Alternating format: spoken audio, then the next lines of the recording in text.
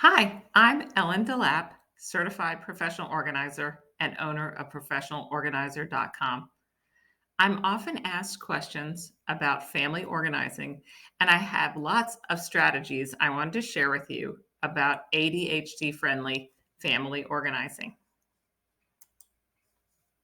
There's often a large buildup of clutter in everyone's space in a family with ADHD.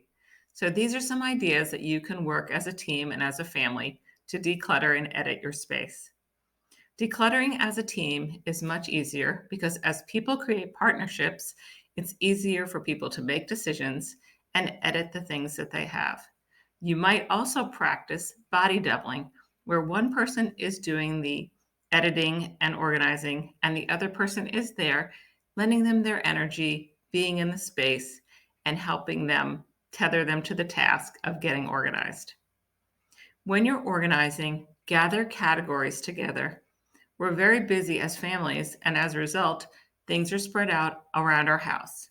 Gather together the clothes, the office supplies, whatever items they are, and then sort through them. Now that you see them all together, it's much easier to make decisions about what to let go of. Make decluttering as easy as possible.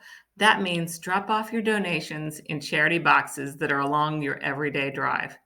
As you're loading up the car the next day, be sure you're dropping things into boxes as you go along your route.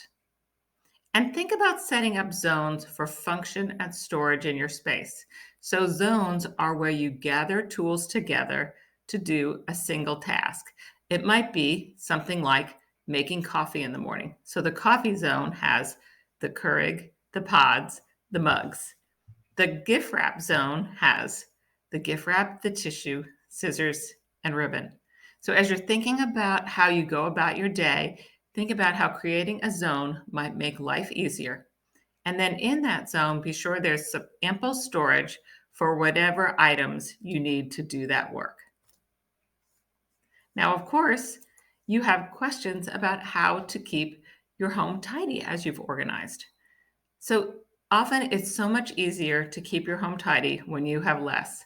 So think about that as a motivation for people and for peace of mind as you're going about your editing and decluttering.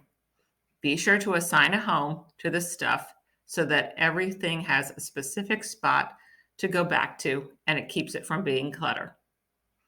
As a family, you can model home tidying by being sure that you take time every afternoon to do a little reset of your space. And finally, create routines for tidying and organizing, such as the Sunday night reset, where everything gets back to where it goes and everything is prepared for the next day and the next week.